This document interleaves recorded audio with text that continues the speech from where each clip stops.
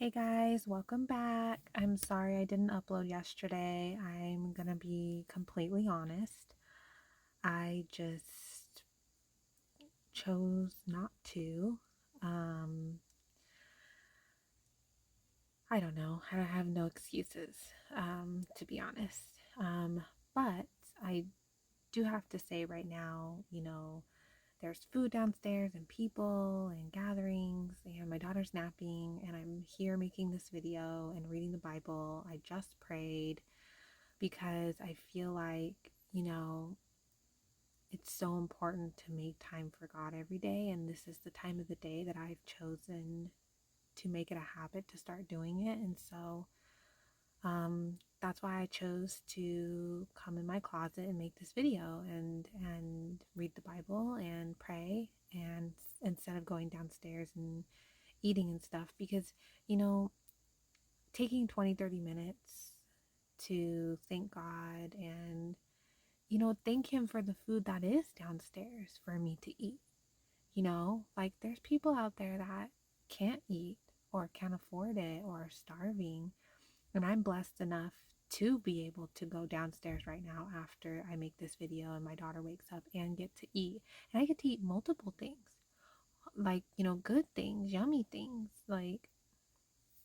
And so I don't know. I just felt like it was really important for me to make this time for God and not put him to the side because,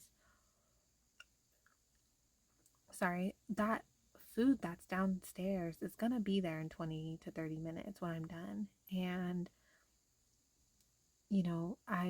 I'm blessed. And, there's things that I want out of life that I don't have, but I don't need those things. Those things are things that I want, but at the end of the day, like things that I need to survive are food. And um, you know, I feel like, God's blessed me enough to always make sure that I never go hungry my whole life. And so I don't know, I just feel like it's really important to, continue with this promise that I've made to him, and in reading the Bible and spending time with him and praying with him. And the way that my routine is right now, it just was the easiest to do it while my daughter takes her second nap in the evening. And I just felt like this was just like a really good time to sit down and spend some time with God, read his word, and thank him for the food that I get to go down in stairs and eat after this. Because, not everyone has food ready available for them. And I know things are tough right now. Inflation's hard, and my family really feels it every time we go to the grocery store, but yet we're still blessed enough to for me to stay home with my daughter and still able to afford groceries. So I'm just really grateful, and I really had to tell God that because um you know I didn't have to cook anything tonight. All the food was made by my in-laws and they bought some pizza also. They made chicken, rice, homemade bread, and I mean just like all kinds of good stuff. And it's just like I just feel really grateful that um I've never had to go hungry. And I really wanted God to know that I'm very grateful for that. So, sorry guys. I don't know. I'm feeling like very emotional right now for some reason. I don't know. Okay, let's get started with today's chapters. We're still on Saul's story currently, the king that had promised but did not follow through. Let's see what we're up to. Then Saul said to Jonathan, "Tell me what you have done." And Jonathan told him and said, "I only tasted a little honey with the end of the rod that was in my hand. So now I must die." Saul answered, "God do so and more also, for you shall surely die, Jonathan." But the people said to Saul, "Shall Jonathan die who has accomplished this great deliverance in Israel? Certainly not. As the Lord lives, not one hair of his head shall fall to the ground, for he has worked with God this day." So the people rescued Jonathan, and he did not die. Then Saul returned from pursuing the Philistines, and the Philistines went to their own place.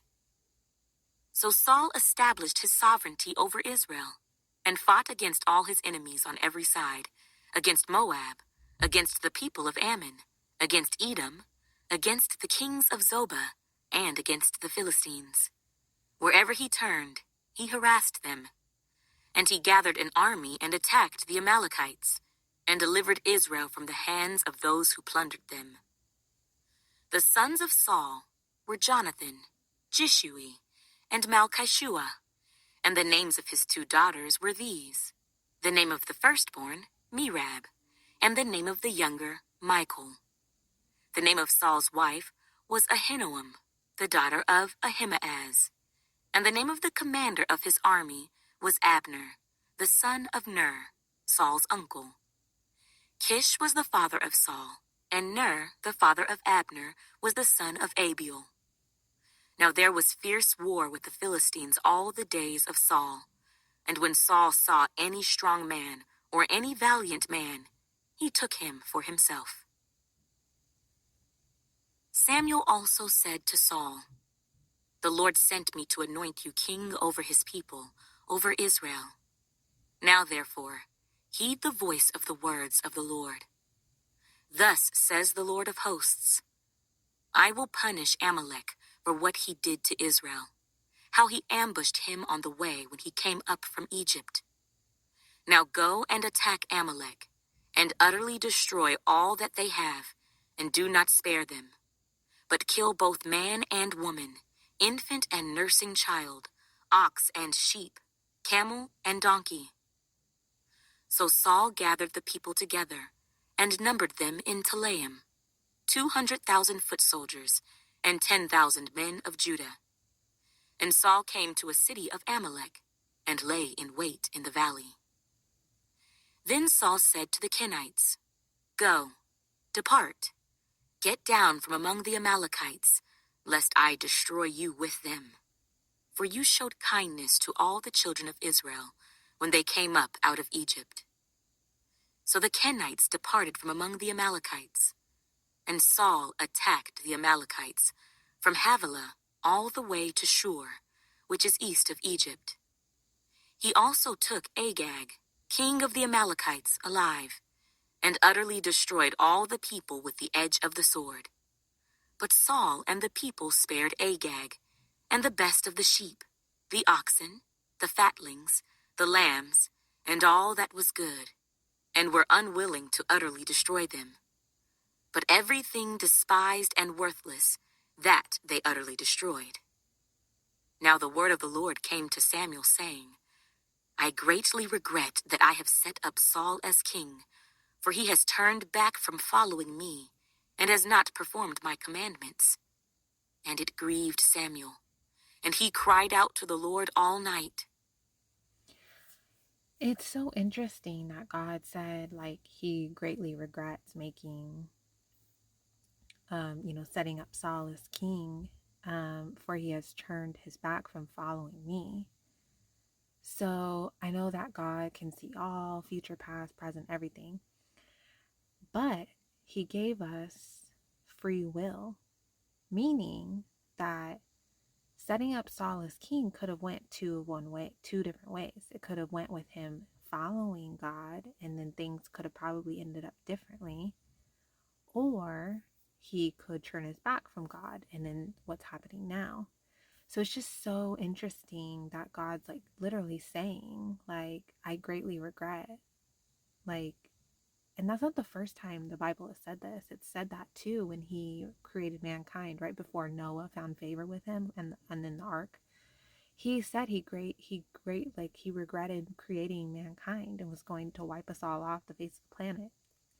And then Noah found favor with him and then was able to take him and his wife and then his 2 kids and their wives on the ark. And then, that's how we're here. But to this day, but it's just so interesting. It makes you wonder, like, how many different paths there are, and then maybe like there's a path that God has for us, but then it's up to us if we, based on our free will and choices, what we choose to do, what path we choose. You know, like maybe God has a plan for us, but if we don't follow that plan, you know, it's just so interesting. It's so much to like, it's just so really like interesting to think like what would have happened if Saul like followed God?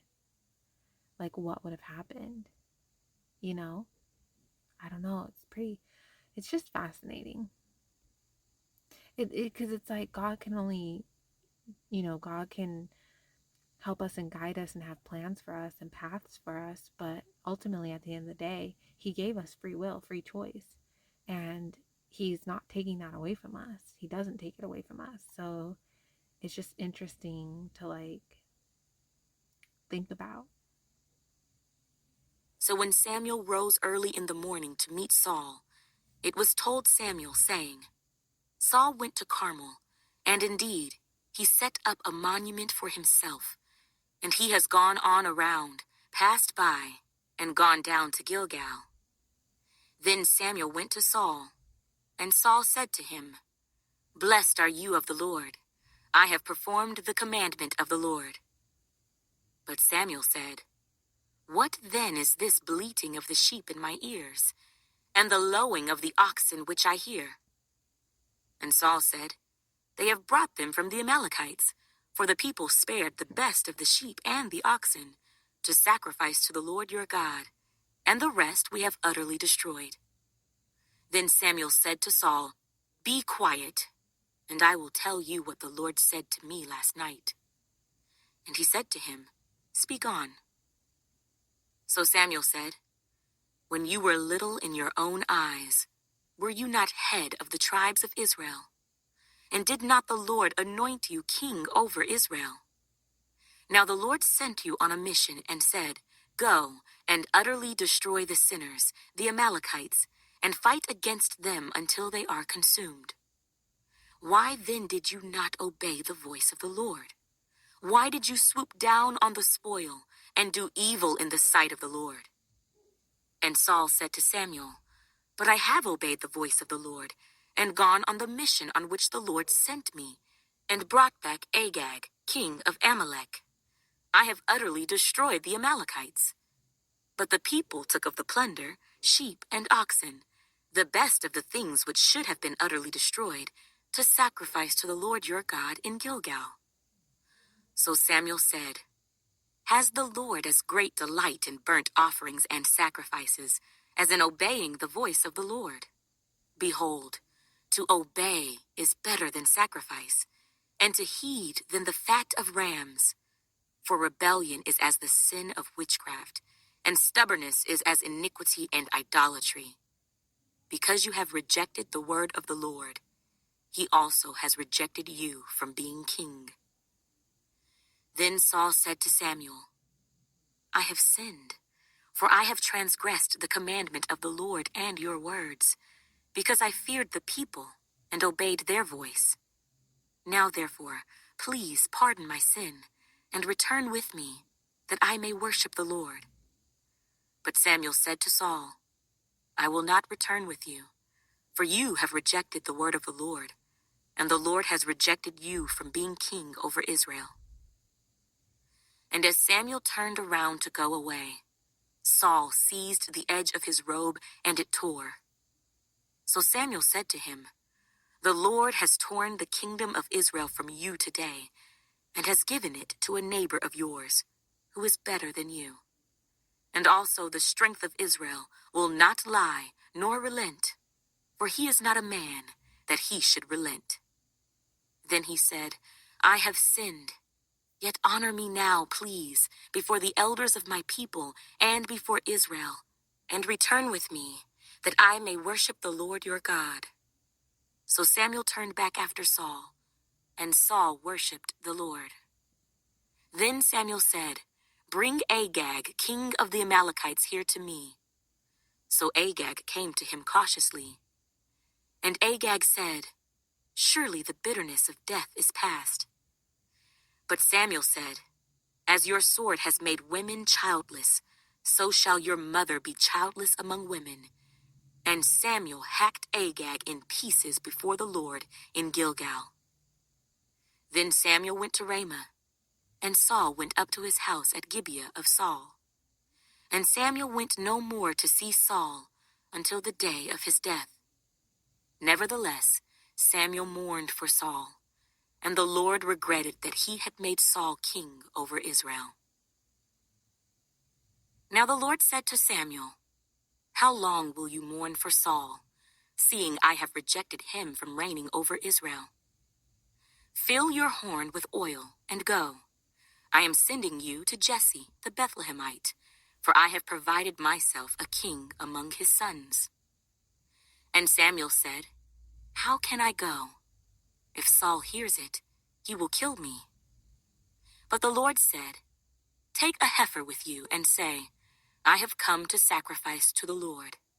Then invite Jesse to the sacrifice, and I will show you what you shall do. You shall anoint for me the one I name to you." So Samuel did what the Lord said, and went to Bethlehem. And the elders of the town trembled at his coming and said, "Do you come peaceably?" And he said, "Peaceably. I have come to sacrifice to the Lord. Sanctify yourselves, and come with me to the sacrifice." Then he consecrated Jesse and his sons, and invited them to the sacrifice. So it was, when they came, that he looked at Eliab and said, "Surely the Lord's anointed is before him." But the Lord said to Samuel, "Do not look at his appearance or at his physical stature, because I have refused him. For the Lord does not see as man sees, for man looks at the outward appearance, but the Lord looks at the heart." So Jesse called Abinadab and made him pass before Samuel, and he said, "Neither has the Lord chosen this one." Then Jesse made Shammah pass by, and he said, "Neither has the Lord chosen this one." Thus Jesse made 7 of his sons pass before Samuel. And Samuel said to Jesse, "The Lord has not chosen these." And Samuel said to Jesse, "Are all the young men here?" Then he said, "There remains yet the youngest, and there he is, keeping the sheep." And Samuel said to Jesse, "Send and bring him, for we will not sit down till he comes here." So he sent and brought him in. Now he was ruddy, with bright eyes and good looking. And the Lord said, "Arise, anoint him, for this is the one." Then Samuel took the horn of oil and anointed him in the midst of his brothers. And the Spirit of the Lord came upon David from that day forward. So Samuel arose and went to Ramah. But the Spirit of the Lord departed from Saul, and a distressing spirit from the Lord troubled him. And Saul's servants said to him, "Surely a distressing spirit from God is troubling you. Let our master now command your servants, who are before you, to seek out a man who is a skillful player on the harp. And it shall be that he will play it with his hand when the distressing spirit from God is upon you, and you shall be well." So Saul said to his servants, "Provide me now a man who can play well, and bring him to me." Then one of the servants answered and said, "Look, I have seen a son of Jesse the Bethlehemite, who is skillful in playing, a mighty man of valor, a man of war, prudent in speech, and a handsome person, and the Lord is with him."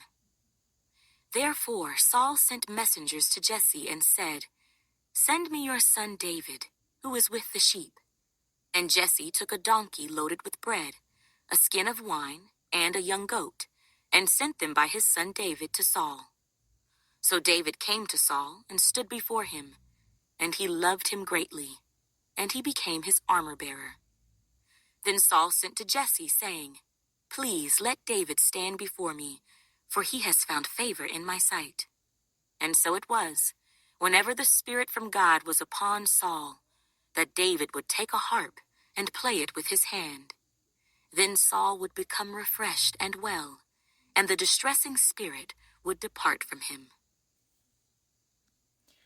Wow, that's so fascinating. I have heard people say before, I've seen videos where they're like, you need to watch what you listen to, music, because, some of that can invite like the darkness and like the enemy in without you even realizing it. And it's, and like the more holy music, gospel music, like good music like that is gonna like keep you in the light, in God's path, like in his presence, like it's gonna keep you safe. Um it's literally saying right here, like the sound of the harp um would literally like, get the distressing spirit to get away from Saul. It's just so fascinating. It's such a good example of like how important it is to, you know, be careful what you watch, be careful what you listen to, be careful what you surround yourself with, because you could be unknowingly inviting things in, or, just, letting bad things kind of just be around you, and um, just so fast. I really am enjoying these chapters today. And I think it also helps too. I'm not like, I feel kind of good right now. I don't feel exhausted at the moment. Like I feel okay. So I think that's helping as well. And I really am like feeling the spirit right now for some reason. I don't know if it's because I just prayed before I started recording or what, but I'm really feeling like I just feel so like I feel the spirit right now. Now the Philistines gathered their armies together to battle, and were gathered at Soko, which belongs to Judah. They encamped between Soko and Azekah in Ephes Dammim. And Saul and the men of Israel were gathered together, and they encamped in the valley of Elah, and drew up in battle array against the Philistines. The Philistines stood on a mountain on one side, and Israel stood on a mountain on the other side, with a valley between them. And a champion went out from the camp of the Philistines, named Goliath from Gath, whose height was 6 cubits and a span. He had a bronze helmet on his head, and he was armed with a coat of mail, and the weight of the coat was 5,000 shekels of bronze. And he had bronze armor on his legs, and a bronze javelin between his shoulders. Now the staff of his spear was like a weaver's beam, and his iron spearhead weighed 600 shekels, and a shield-bearer went before him. Then he stood and cried out to the armies of Israel and said to them, "Why have you come out to line up for battle? Am I not a Philistine, and you the servants of Saul? Choose a man for yourselves, and let him come down to me. If he is able to fight with me and kill me, then we will be your servants. But if I prevail against him and kill him, then you shall be our servants and serve us." And the Philistines said, "I defy the armies of Israel this day. Give me a man that we may fight together." When Saul and all Israel heard these words of the Philistine, they were dismayed and greatly afraid. Now David was the son of that Ephrathite of Bethlehem, Judah, whose name was Jesse, and who had 8 sons.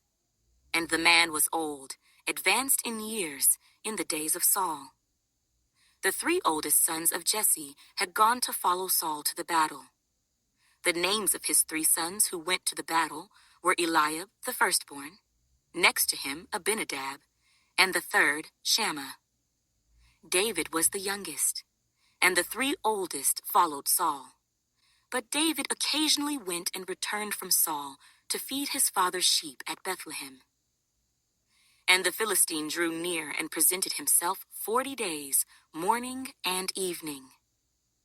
Then Jesse said to his son David, "Take now for your brothers an ephah of this dried grain, and these 10 loaves, and run to your brothers at the camp. And carry these 10 cheeses to the captain of their 1,000, and see how your brothers fare, and bring back news of them."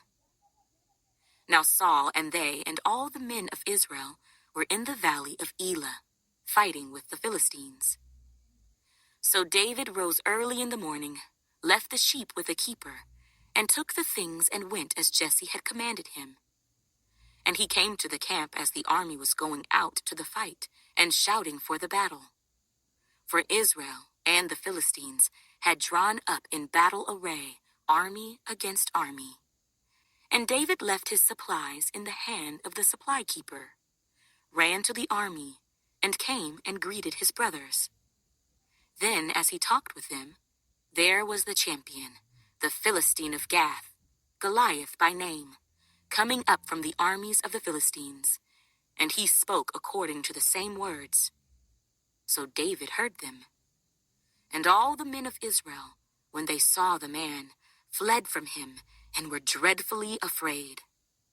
So the men of Israel said, "Have you seen this man who has come up? Surely he has come up to defy Israel. And it shall be that the man who kills him, the king will enrich with great riches, will give him his daughter, and give his father's house exemption from taxes in Israel."